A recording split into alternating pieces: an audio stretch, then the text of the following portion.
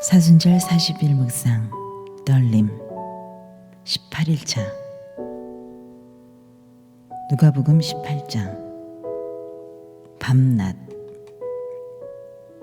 오늘의 말씀, 하물며 하나님께서 그 밤낮 부르짖는 택하신 자들의 원한을 풀어주지 아니하시겠느냐?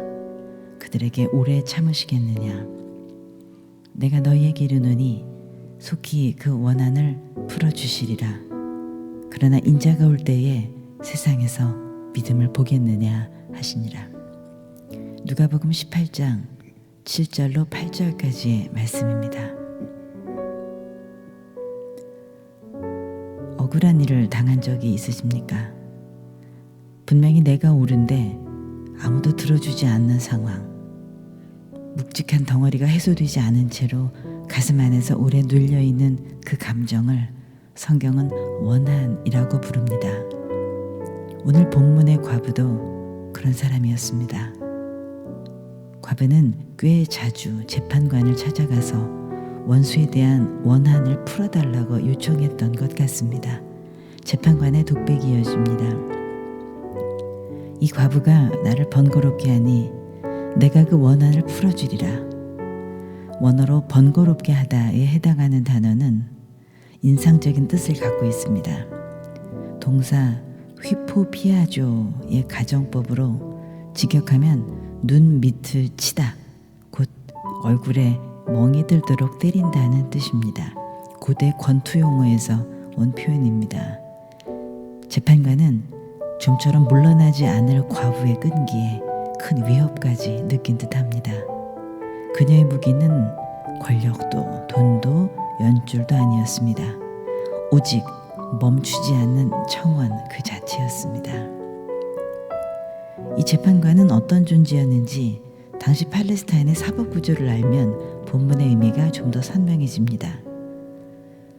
구전으로 전해지던 율법을 유대인 랍비들이 문서화한 미슈나의 내용을 보면 유대 사회의 마을 재판은 3명의 재판관으로 구성된 소재판소에서 이루어졌습니다. 소수 인원으로 다수결을 가능하게 한 구조였습니다. 그런데 헬레니즘과 로마 지배 영향으로 1세기에는 단독 재판관이 민사소송을 처리하는 경우가 늘어났습니다. 바로 그 단독 구조가 문제였습니다. 미슈나에는 이상적인 재판관의 자세를 이렇게 규정합니다. 원고 앞에 설 때 두 사람 모두 유죄인 것처럼 대하고 판결을 수용하고 떠날 때는 두 사람 모두 무죄인 것처럼 여기라. 이 가르침이 존재한다는 사실 자체가 그 반대가 현실이었음을 역설적으로 증명합니다. 감시자가 없는 단독 재판관은 부패에 취약했습니다. 여호사밧이 재판관들에게 하나님을 두려워하여 공의를 행하라고 일침을 놓은 것도 같은 맥락입니다. 본문의 재판관은 스스로 나는 하나님도 두려워하지 않고 사람도 무시하는 자라고 인정합니다. 이것은 이상적 재판관의 조건을 단 하나도 갖추지 못한 인물, 그 시대가 낳은 최악의 재판관이었다는 의미입니다. 예수님 말씀의 핵심은 7절에서 드러납니다. 그 시대가 만들어낸 가장 저급한 재판관조차 억울한 송사에 끝내 응답했는데 하물며 하나님께서 그 밤낮 부르짖는 택하신 자들의 원한을 풀어주지 아니하시겠느냐. 그녀의 끈기가 청원의 성공으로 이어졌다는 것도 중요한 부분이지만 더 큰 방점은 하나님이 불의한 재판관과 전혀 다른 분이심을 보여주기 위한 대비에 있습니다. 하나님의 응답은 분명 보장된 것입니다.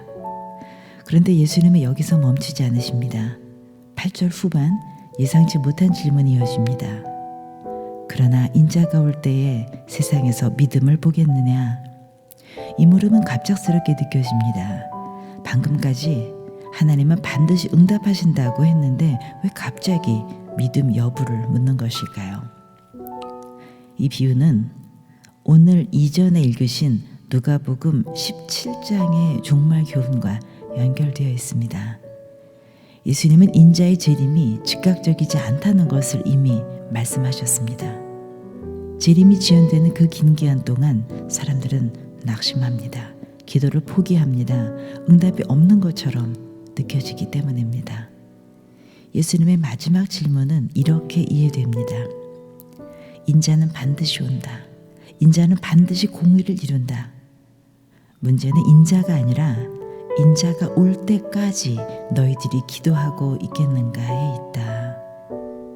이 과부처럼 불의한 구조 앞에서도 멈추지 않고 응답이 늦어지는 것처럼 보여도 포기하지 않고 밤낮 하나님 앞에 계속 나아가는 것, 그것이 예수님이 원하셨던 우리의 태도입니다. 밤이 지나고 낮이 오는 평이한 반복이 무수히 쌓이더라도 인자가 오실 그 끝날까지 기도를 멈추지 않는 그 사람을 우리 주님께서는 바라고 계십니다.